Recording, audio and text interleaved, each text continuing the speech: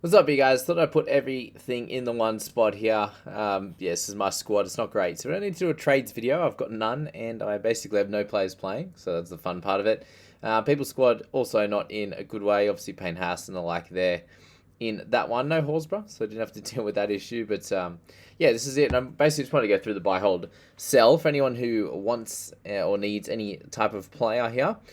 Basically, you should have the pick of the litter. So obviously Ponga being out, so you could trade him for anyone on this list. Basically, that would really help. So pretty much everyone has Ponga. So if you have that one trade left, then I would be selecting Tino actually in this one.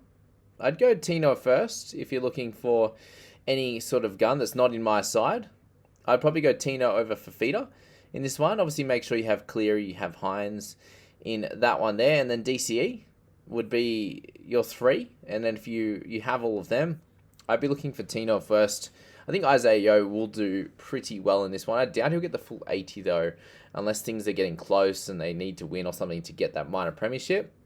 I think, yeah, Tino's going to be your man.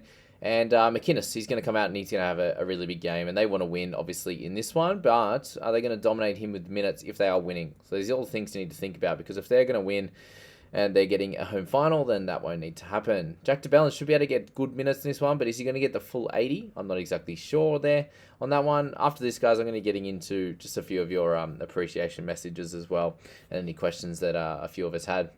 I think Damien Cook will have a big game as well. So just considering they need to win in this one to get through, and he had a big one last game, I think that he could definitely do that as well. Guys like Dylan Lucas, I think you're going to be 50 plus guys. So they sit in this kind of level here, which is which is interesting how that works out. I wouldn't really trust Eli Katoa at this point. You've obviously got Swilly if you are. Yeah, I don't think it really matters what position.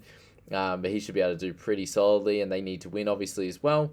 Then just Butcher, Tarpany probably from there in that sort of range. So yeah, there's not too much to talk about. Obviously, if you have a couple of trades, and again you're just trying to get the bulk of these top guys here, would be the play. Teddy could definitely come out and have a big one, and that's the hope here. Fafita will be solid.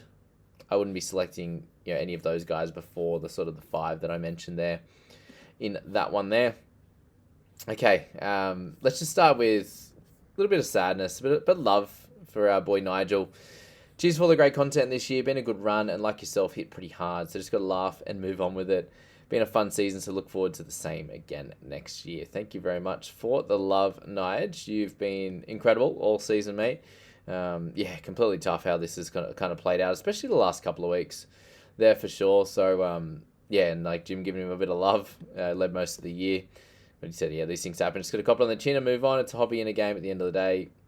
Yeah, good little perspective, mate. He's kind of been that way the whole way. He's been pretty chill. Brenton mentioned he was messaging me. He's like, yeah, he just seems pretty chill about it. And I'm like, yeah, if he won or not, it seems like it's nice. But it's really just more for the title, isn't it? But it'll forever be remembered either way if he wins it or if he happens to come second there. But yeah, big shout out to the fella in second as well. So he had a lot of trades just before the end of the buy period, and I was like, well, he can give it a good shake, and he's got obviously a little bit of luck in there to get all the way up here, but having that many trades available and being in that position was very impressive. So thanks, Nige, for watching, and everyone else obviously there as well. Brian here, there must be heightened anxiety among those who are in contention to win this thing. I bet a few lost sleep last night, obviously before TLT. Or after TLT. With all these resting, someone is going to have a real hard luck story to tell next Monday, that's for sure. Head-to-heads as well, I imagine. Pierce, thanks for the help all year. Thank you very much. Anytime. You betcha. Lucky to have 10 players in last game. Ran out of trades 3 weeks ago and still got stuck with Penasini, Madison, Hopgood, and Moses. Lost Luai, Ponga, Grant, Carrigan, and Final Blake. Utter carnage. That's fair. Rolling next year. Yep, I'm already keen for next year. Scarrix, of course, made dead grand final opponent is lower rank, so has a bunch of slightly lower end guys who are actually playing. It's hilarious how that's worked out, hasn't it? A little bit better for those guys. Began last week with 17. This week I lost. Oh my god. What? 9 players? That's impressive, Jared. Gav, cheers for the video, mate. Thanks for all your help throughout the season. You're most welcome. Anytime, Gav. Thanks for being here. Moz, 1 trade left. Can get anyone for 841. Thinking Tito. Yep, you read my mind. Only gets me to 15's great, mate. Well done. Thanks for your help this season. First year playing and hoping for top 3,000 finish, Kennedy. Thank you for being here again. Who would you trade in for Hopgood? Can afford anyone. Yeah, exact same list that you would have just heard myself say. Thank you so much for all the hard work this year, Jamie. Your advice has landed me well into the top 1,000. Good work, Peter. Thank you so much for being one of my regular commenters. We have top commenter in this one and publicly subscribed. Okay, didn't realize that was a thing. Great job. Thank you. Fantastic. We'll give him that. In my head-to-head grand final, dolls up for grabs with my decimated team. I hope that the other team is absolutely decimated too. Let's start a petition for round 27 to be similar to an Origin buy round. Only you're starting 13 count. Have 15 this week if Manu plays. That's definitely something to think about. I don't mind that at all. Dave got 13, running 99th. Very cool, man. You'll beat me for sure. Coming to get me, Jamie. In all seriousness, no strategy covers this situation. As even if you had trades left, you can only use... Yeah, you'd only have... Well, you'd likely to only have a couple anyway. Yeah, it's definitely hard. As I said, just bank on what you were after around 25, and that's it. It's been interesting, Jamie, but no time to call time on this for the year, that's for sure. Silliness. Have a great year, I will, mates. Yeah, I'll be back very, very soon, which will be cool. I have 10 playing, including Burbo and Sonny Luke. Hell yeah.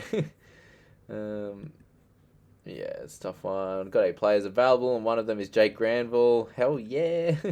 One trade left. Should I bring in Yo, Tino, DeBell, and McInnes? Tino first. Yep. Now I've got more red dots than grey dots with Horse suspension confirmed. Oh, God, it's too good. Unless they give us extra trades, lol, this year was unique because of buy rounds every week. Nightmare, and then this resting of players. It was completely fine, I think, up until probably the last 2 rounds, to be honest. I think it worked out great.